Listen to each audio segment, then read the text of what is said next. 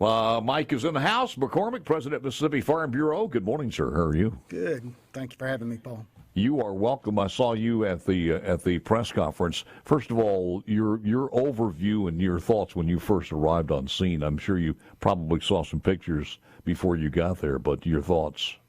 I don't know that words can describe it. We lost our office there, and I was just trying to find it on the side of the road. And we had a volunteer cooking team there with the Farm Bureau trailer. If they weren't there, I wouldn't have been able to even find our own office there. It's total devastation from just all throughout Rolling Fork, where I was at on Sunday.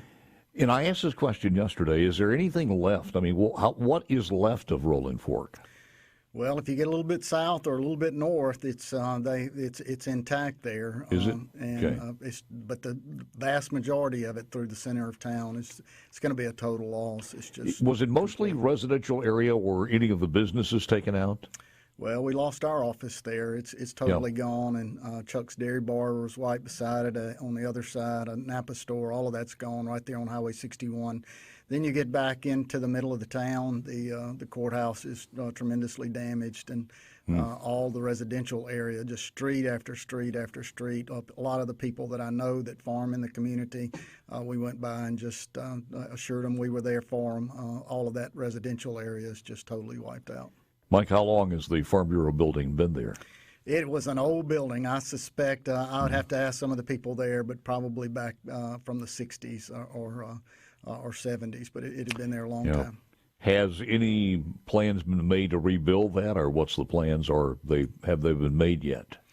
Well, we had a temporary office space there by lunch yesterday, and it was up and going and operational by yesterday afternoon. And we have, the building was covered by insurance, so we have plans to rebuild and be a part of the community. You looking at this one going forward, is there anything that the Farm Bureau can do? I mean, how many customers? I'm sure you had customers in that area too, of course. But anything that you guys want to mention that you want the folks who have farm that insurance to come by, or do what? Well, and don't let me forget to mention Amory. I haven't been there yet. We're going to be there tomorrow with the head of our insurance company, just assuring them that we're there for them as well. I suspect we'll have more claims up in Monroe County than we did in Sharkey-Esquina County, just because there's just a lot more people and a lot more buildings impacted up there. So we'll be there for them. We're unfortunately well used to having these kind of catastrophes, and we're very good at handling that. I can give the claim number if anybody out there is looking for to make a claim and doesn't have it yet. It's 866-275-7322. Again, it's 1-866-275-7322. Or they can go by the county office as well. Like I said, we were back up and going in Sharkey County in Rolling Fork yesterday afternoon. I understand the office in Amory is damaged, but up and going. We got some internet service there yesterday, so they can go by there and talk to whoever they need to. Job number one is to come by, pick up the forms, or should they call if they can call? Call probably would be the best, and we'll have a tremendous amount of adjusters out in the communities. Yesterday morning before I left, going to a meeting, they were leaving this office going Mike, in all directions. What's the juxtaposition between the payments, who's paying what, and because you want to use as much federal funds as you possibly can in these grants to help out. So how does that mesh together as far as your vehicle or your house, et cetera? Well, Paul, let me just say I'm a farmer and I never sold any insurance policies. That's something that maybe my insurance guys would have to talk about. But certainly we have insurance policies, and if it said it covered your car, we're going to pay you for your car. If it said it covered your house, we're gonna cover the limits on that house. So we'll be there doing that, and then I'm sure that there'll be a lot of other extra things that the federal government can help with as well. Anything else you want to mention as far as that's concerned?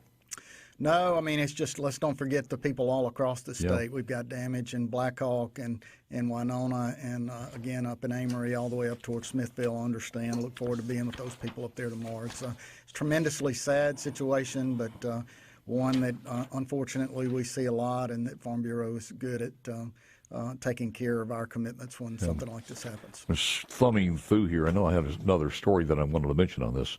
Board of Supervisors met with emergency management officials yesterday morning to discuss response to the EF3 tornado. They were in Aberdeen that struck several throughout the county and claimed 2 lives in Wren, Mississippi. Unfortunately. By a windshield assessment, an estimated 1,500 homes, 115 businesses were impacted by the tornado, which followed a roughly 37-mile path. As far as debris, county officials said storm debris needs to be piled on the backside of ditches, and I guess this is because you pour it in the ditches and you're going to cause flooding. We have another system coming through that's probably a good rainmaker, so that would cause more problems that you don't need. In terms of volunteer efforts, the United Way of Northeast Mississippi set up a volunteer resource center at the old Amory, Old National Guard, I should say, located on 9th Street, which is also being used as an American Red Cross shelter.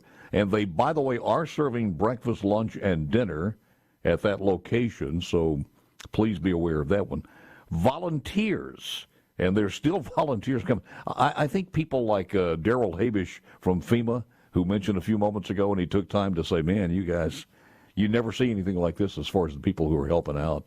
And again, I think he gets a taste of what Mississippi is about. Volunteers should sign up at the center, be directed to particular areas of need. So if you are coming in with your church group or whoever, please go by that center and sign up, and they'll tell you exactly where the needs are and how you can help. Sign up information is important for the relief effort.